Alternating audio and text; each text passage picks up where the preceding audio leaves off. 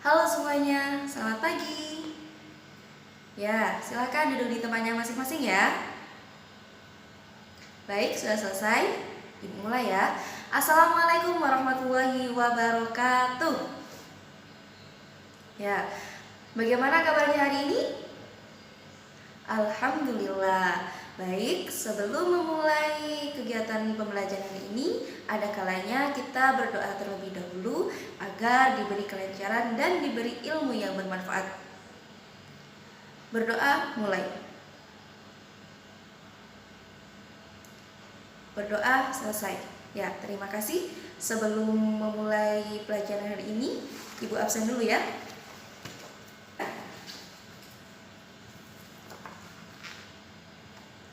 Sekarang tanggal 4. Baik. Ainun Puspitarini, Gandu Mintaraga, Susi Rinawati, Nisa Arifatul Husna, Hamidatul Mu'afiyah, Rudiliana, Elvina Zilian, Izul Mu'afa, Muhammad Tarmizi, Enda Santika Putri, Vinda Nurwayuningsi, Wina Ismawati, Muhammad Akmalul Fahmi, Amalia Lailatul Nisa, Rahayu Fatmasari, Azaki Nur Sabik Zildi, Fatmatu Sifak Nur Islami, Ayu Nur Kumala, Muhammad Irfan Firdaus, Muhammad Fajruduha. Alhamdulillah hari ini masuk semua ya. Nah, Indonesia adalah negara yang penuh dengan sumber daya alamnya yang melimpah. Nah, setiap daerah masing-masing memiliki sumber daya alam yang berbeda-beda. Nah, dari perbedaan sumber daya alam tersebut menyebabkan setiap daerah membutuhkan sumber daya alam yang lainnya. Untuk memenuhi sumber daya alam yang tidak ada pada daerahnya masing-masing, maka dari itu dilakukanlah perdagangan. Ada yang tahu perdagangan itu termasuk kegiatan apa? Silakan angkat tangan. Siapa yang tahu? Ya, silakan Ayu. Ya, benar sekali. Jadi, perdagangan adalah termasuk dalam kegiatan ekonomi. Nah, untuk menjalankan kegiatan ekonomi, siapa aja yang berperan dalam kegiatan ekonomi tersebut? Siapa yang tahu? Ya, jadi kegiatan ekonomi itu diperankan oleh pertama, rumah tangga konsumen, kemudian yang kedua, rumah tangga produsen, yang ketiga, pemerintah, yang keempat yaitu masyarakat luar negeri. Nah, hari ini kita akan belajar tentang keunggulan dan keterbatasan antaruan dan pengaruhnya terhadap kegiatan ekonomi, sosial, budaya di Indonesia dan di ASEAN. Nah, kenapa kita harus mempelajari materi ini? Ya, agar siswa mampu menjelaskan keunggulan dan keterbatasan antar uang, termasuk permintaan, penawaran, serta perilaku dalam kegiatan ekonomi. Oke, pembelajaran hari ini Ibu akan membentuk sebuah kelompok atau beberapa kelompok. Kemudian nanti setiap kelompok akan mendiskusikan beberapa pertanyaan yang Ibu berikan. Kemudian nanti masing-masing kelompok juga akan melakukan presentasi dan kegiatan tanya jawab. Dapat dipahami? Ya, oke, mulai berhitung dari pojok kanan depan. Berhitung dari 1 sampai 5. 1, 2, 3, 4, 5. Ya, sudah selesai? Oke, untuk kelompok 1 silakan angkat tangan. Perwakilannya silakan mencatat ya. Kemudian kelompok 2 silakan angkat tangan. Jangan lupa dicatat ya. Kelompok 3, kelompok 4, kelompok 5.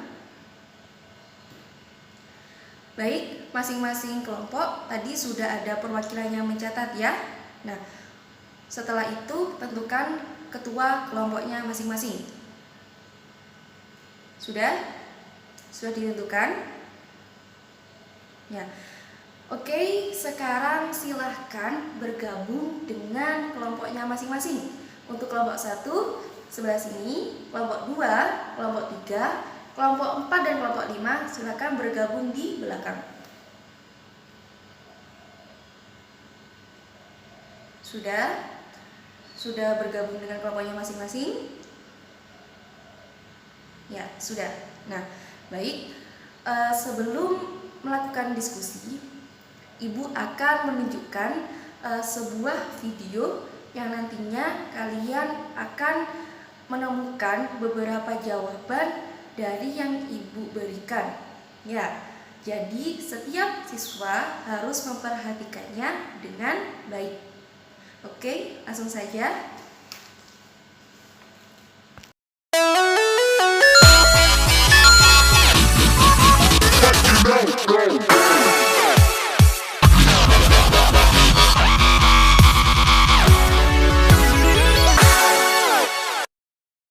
Oke, kembali lagi bersama dengan saya, Guru Online.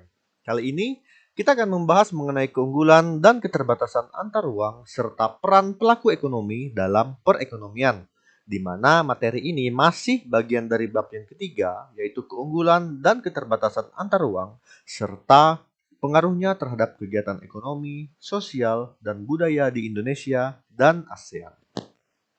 Sebelum kita memasuki materi ini lebih jauh, kita amati gambar ini terlebih dahulu. Silakan kalian amati gambar ini. Kemudian kira-kira apa yang terlintas di dalam pikiran kalian? Nah, betul sekali. Ini adalah gambar mengenai pemindahan peti kemas yang ada di Jakarta International Container Terminal atau yang sering kita kenal dengan JICT yang ada di Tanjung Priuk, Jakarta. Nah, jadi silakan kalian buat 5 pertanyaan mengenai kegiatan ekonomi yang berhubungan dengan pengiriman peti kemas ini. Kemudian kaitkan pertanyaan tersebut dengan konsep pelaku ekonomi, kegiatan ekonomi antar daerah dan antar negara ASEAN.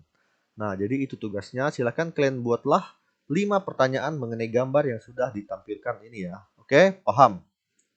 Nah, adapun pokok materi yang akan kita bahas dalam materi ini, yang pertama adalah keunggulan dan keterbatasan antar ruang dalam permintaan dan penawaran.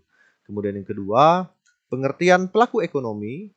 Yang ketiga, peran pelaku ekonomi dalam perekonomian. Yang keempat, permintaan dan penawaran dengan penggunaan teknologi untuk pelaku ekonomi.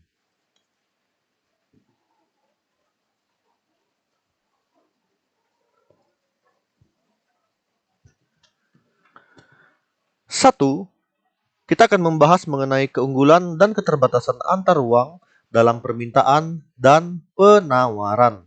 Nah, jadi itu tulisannya sedikit kepotong ya, harap maklum ya. Oke. Nah, apakah kalian masih ingat pada saat kelas 7 itu kan kalian sudah mempelajari mengenai bahwa manusia itu memiliki banyak sekali kebutuhan. Kebutuhan adalah segala sesuatu yang perlu dipenuhi oleh manusia di dalam kehidupannya. Pemenuhan kebutuhan dapat dilakukan dengan cara memiliki atau menikmati suatu barang. Kebutuhan setiap orang itu berbeda-beda. Kebutuhan yang berbeda ini menciptakan permintaan. Pada waktu kelas 7, kita sudah membahas mengenai konsep permintaan. Kira-kira apa itu permintaan? Nah, kurang lebih permintaan itu adalah keinginan yang disertai oleh kemampuan untuk membeli barang dan jasa pada tingkat harga dan waktu tertentu. Nah, jadi di dalam hal ini kita bisa melihat perbandingan permintaan yang terjadi antara masyarakat desa dan masyarakat kota. Yang pertama kita lihat, telepon pintar bukan hal penting bagi masyarakat desa, sedangkan bagi masyarakat kota, telepon pintar adalah hal yang penting. Kemudian yang kedua, bagi masyarakat desa, pupuk dan perangkat pertanian itu adalah hal yang sangat penting, sedangkan masyarakat kota cenderung membutuhkan hasil-hasil pertanian. Kemudian yang berikutnya, masyarakat desa menghasilkan produk pertanian, sedangkan masyarakat kota memiliki keterbatasan dalam menghasilkan produk pertanian. Kemudian, masyarakat desa memiliki keterbatasan dalam menghasilkan produk elektronik, sedangkan masyarakat kota itu umumnya menghasilkan produk elektronik. Itu dia. Nah, jadi ini adalah contoh permintaan yang terjadi antar ruang yang berbeda antara masyarakat desa dan masyarakat kota. Kemudian yang B itu adalah keunggulan dan keterbatasan antar ruang dalam hal penawaran. Nah, kamu juga sudah mempelajari pada kelas 7 mengenai penawaran kan? Ada yang masih ingat? Apa itu penawaran? Betul sekali. Penawaran adalah jumlah barang dan jasa yang tersedia dan dapat dijual oleh produsen kepada konsumen pada setiap tingkat harga selama periode waktu tertentu. Nah, jadi kamu juga sudah mengetahui kan bahwa suatu wilayah itu membutuhkan benda atau produk yang tidak mampu dihasilkan oleh wilayah tersebut. Nah, jadi wilayah yang memiliki suatu sumber daya alam tertentu, ini akan menawarkan sumber daya alam tersebut. Apabila wilayah lain membutuhkan sumber daya alam yang ditawarkan, maka akan terjadi interaksi antar dua wilayah. Suatu wilayah akan menawarkan produk dan jasa yang didukung, antara lain oleh keunggulan alam dan keunggulan sumber daya manusia yang dimiliki oleh wilayah tersebut. Misalnya, wilayah A memiliki kelebihan padi, kemudian wilayah B memiliki kelebihan jagung. Bagaimana cara mereka memenuhi penawaran suatu barang tersebut? Yaitu dengan cara melakukan interaksi antara wilayah A dan wilayah B. Wilayah Indonesia memiliki potensi kekayaan sumber daya alam. Seperti kita tahu bahwa sumber daya alam ini tidak harus berbentuk benda. Kekayaan alam ini termasuk keindahan alam itu sendiri. Indonesia memiliki berbagai wilayah yang indah, serta keunikan pesona alam yang memiliki ciri-ciri tersendiri. Nah, jadi pesona alam ini dapat pula menjadi keunggulan suatu wilayah. Contohnya, kita yang ada di Kutai Barat memiliki keunggulan dalam hal budaya dan wisata. Ini adalah salah satu keunggulan yang bisa kita tawarkan untuk menarik para wisatawan untuk datang ke Kutai Barat. Nah, kemudian yang berikutnya, kita lihat pengertian pelaku ekonomi. Apa sih pelaku ekonomi itu? Jadi pelaku ekonomi itu adalah individu atau lembaga yang terlibat di dalam proses kegiatan ekonomi. Diingat, pelaku ekonomi adalah individu atau lembaga yang terlibat dalam proses kegiatan ekonomi.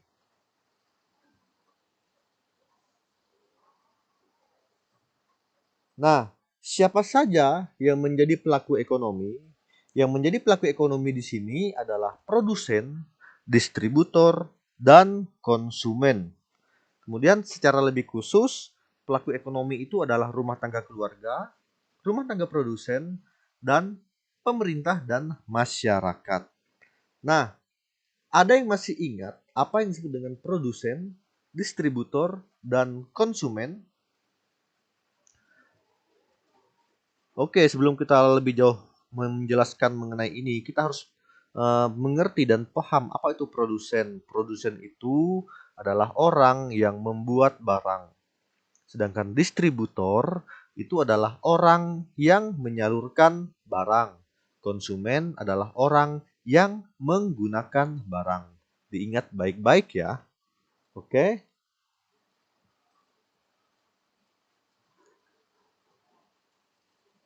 Nah, jadi di dalam melakukan kegiatan ekonomi, para pelaku ekonomi ini saling berinteraksi sesuai dengan transaksi yang dilakukan. Rumah tangga keluarga ini membeli barang-barang konsumsi dari rumah dari rumah tangga perusahaan. Sebaliknya, rumah tangga perusahaan dapat membeli faktor-faktor produksi dari rumah tangga keluarga, seperti tenaga kerja dan tanah. Rumah tangga perusahaan membayar pajak kepada pemerintah dan sebaliknya, pemerintah membangun berbagai macam sarana dan prasarana umum untuk kepentingan rumah tangga keluarga ataupun rumah tangga perusahaan. Rumah tangga keluarga, rumah tangga perusahaan, dan pemerintah dapat mengekspor barang ke luar negeri. Sebaliknya, masyarakat luar negeri juga mengimpor barang dari pemerintah atau rumah tangga perusahaan. Alhamdulillah, videonya sudah selesai. Apakah ada pertanyaan sebelum Ibu memberikan lembar tugas? Bagaimana? Apakah ada yang ditanyakan? Baik, karena tidak ada pertanyaan, Ibu akan membagikan lembar tugasnya. Silakan untuk ketua kelompoknya maju untuk mengambil soal atau tugasnya.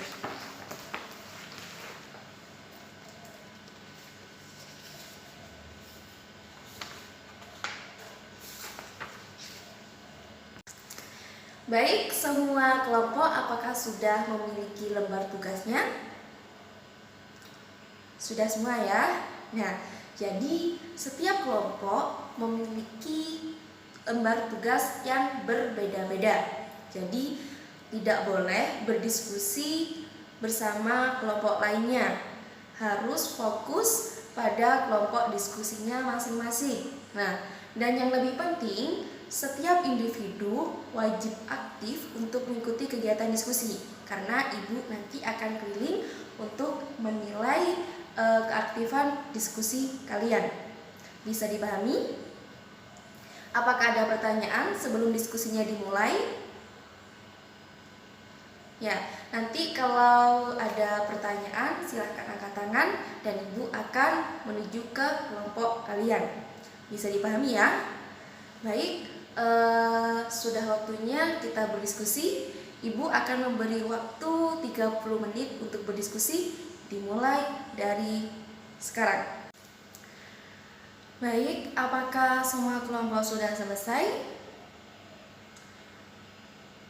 Karena waktunya sudah hampir habis, apakah semua kelompok sudah selesai? Kelompok 1, apakah sudah selesai? Kelompok 2, kelompok 3, kelompok 4, kelompok 5. Ya, sudah selesai semua ya?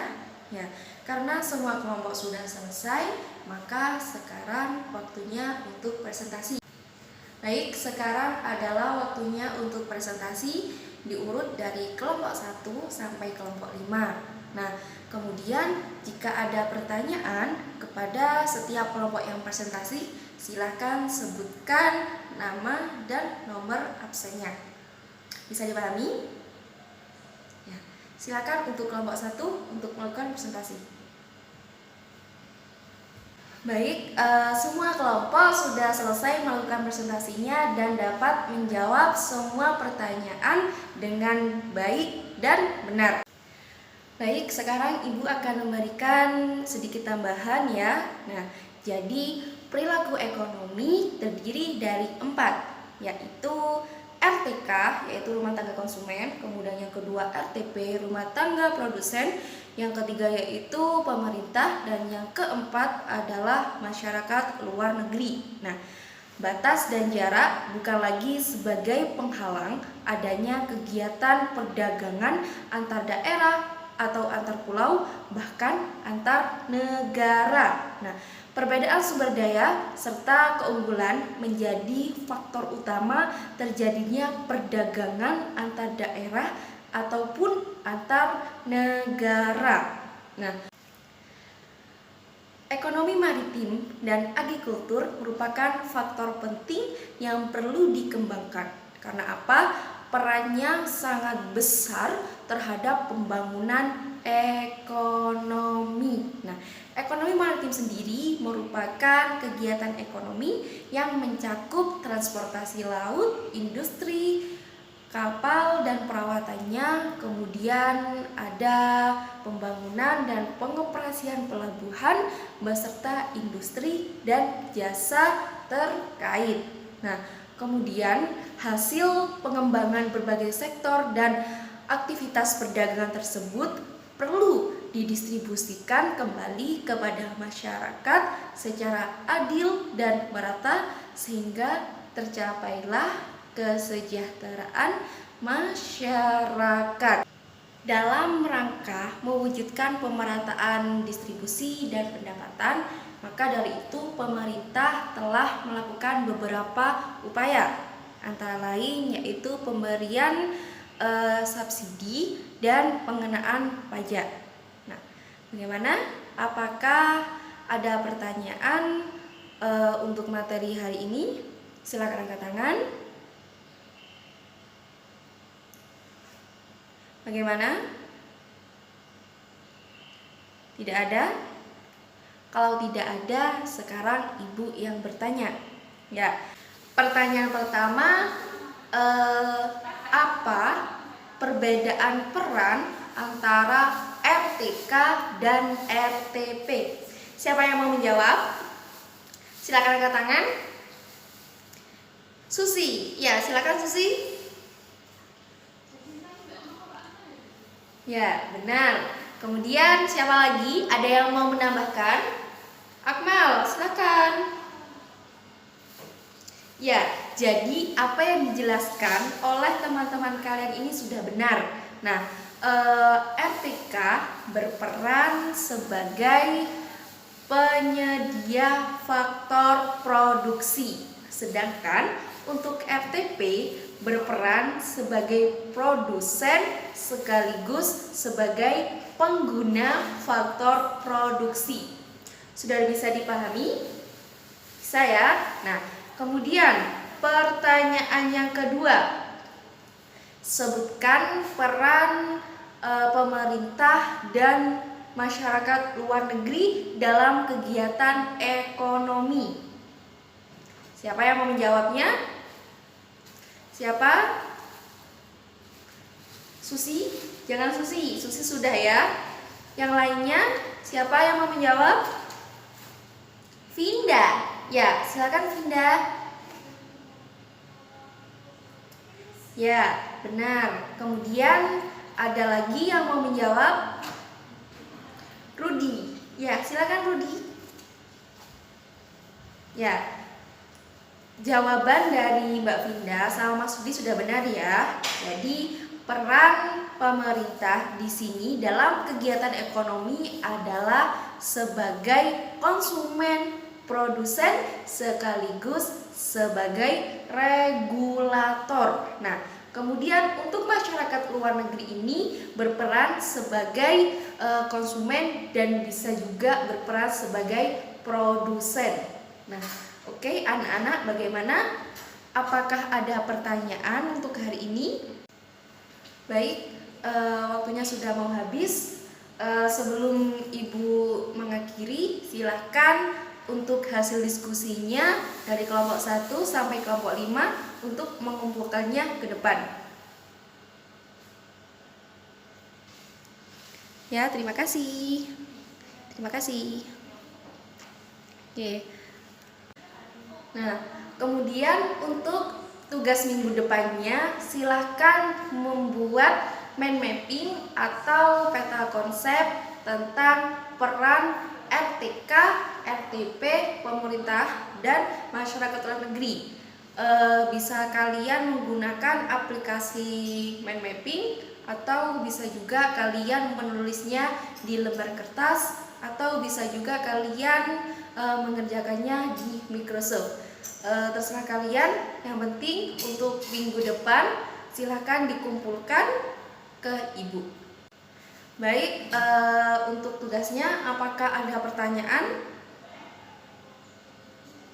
Tidak ada, sudah paham semua ya? Nah, baik, sebelum Ibu mengakhiri pembelajaran pada hari ini, marilah kita berdoa bersama-sama, semoga menjadi ilmu yang bermanfaat.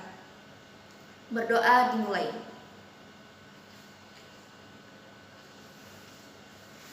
Berdoa selesai. Baik, Ibu cukupkan pertemuan hari ini. Semoga ilmu yang kita dapat hari ini menjadi ilmu yang bermanfaat. Sekian, wassalamualaikum warahmatullahi wabarakatuh.